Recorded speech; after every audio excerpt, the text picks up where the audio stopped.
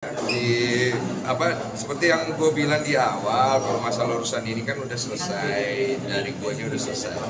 Kalau misalnya masih ada tuntutan, saya memberikan dua opsi. Opsi pertama, silakan datang sendiri pribadi ke saya, nanti saya bantu, ya kan?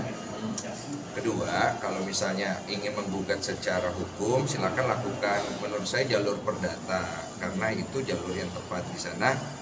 Kepemilikan dari uang itu juga harus dilihat kan, apakah itu sah milik daripada siapa, Agus Salim. Kalau memang sah itu uang Agus Salim, nanti saya bayar. Udah, yang lainnya yayasan semua nggak usah takut. Saya punya kok 1,3 miliar untuk bayar itu. Kalau itu disahkan oleh pengadilan, saya bayar.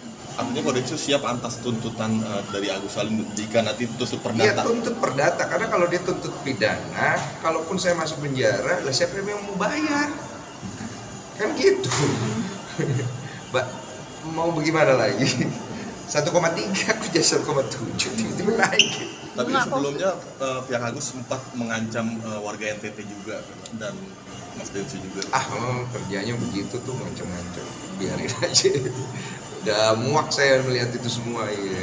Semuanya pengen membangun opini publik aja kan, dengan ngomongnya di gagah-gagahin gitu. Ya sudahlah, itu karakter kalian, saya nggak mau campur. Kok tapi dari pihak Agus Salim sempat bilang kok katanya menagih janji kok yang Koko bilang katanya akan mempertanggungjawabkan dari uang tersebut kok, baik nanti dilaporkan secara pidata atau tadi kan udah saya. Tadi bentuk pertanggungjawaban nggak itu kalimat saya? Datang baik-baik, saya langsung kita ngobrol. Mau cara pakai hukum, laporkan perdata. Alas hak daripada uang ini, karena ini uang melanggar PUBE, alas haknya dijelaskan. Kalau hakim memutuskan ketok paling, ini uang adalah hak daripada Agus Salim, 1,3 itu adalah hak, saya bayar, saya bawain, saya bayar, saya kasih. Udah kan? Beres ya kok? Beres kan? Apalagi sih? Nggak usah, yayasan nggak usah ganti, siapapun nggak usah ganti, saya bayar. Saya nggak sejahat itu. Saya tujuannya kemarin cuma menyelesaikan masalah uang itu aja kan.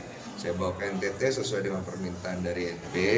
Dia kepengen uangnya seperti itu, ya sudah saya jalankan. Karena tujuan saya adalah saya nggak mau ini berbelit-belit. Nama saya keseret-seret mulu. Saya ini nggak ada urusan. Saya bantu Agus cariin dia donasi. Kemudian bantu Novi sama Agus menyelesaikan masalah. Saya kok jadi keseret-seret. Saya ini mau nyelesain masalah, bukan mau ribet-ribet.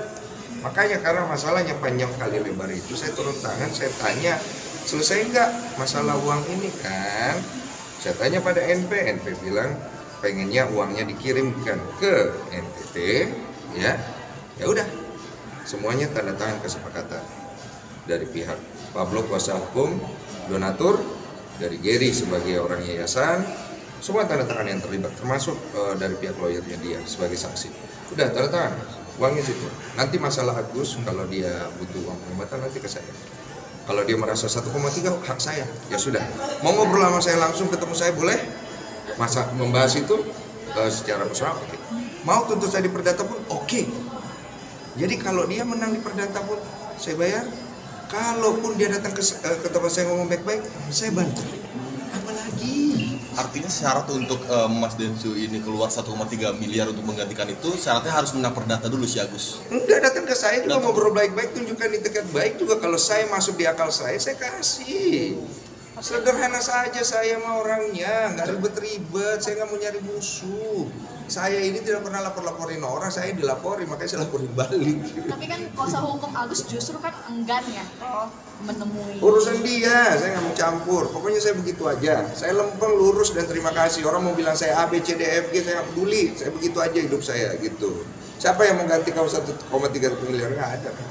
Tapi laporan dari pihak kuasa hukum Agus sendiri sempat bilang katanya sebelum adanya uang tersebut larikan ke NTT sempat ada perjanjian untuk dibelah dua kok uangnya. Pernah ada tawaran dari Farhad menawarkan kepada pihak NP lewat saya sampaikan ke Gary sampaikan, NP-nya nggak mau, uangnya pengennya dikasih orang lain, nggak mau sesen pun dikasih ke Agus. Jadi saya terserah kamu kasih ke siapa, kamu kasih ke Agus, kamu itu urusan kalian, saya cuma menyelesaikan masalahnya.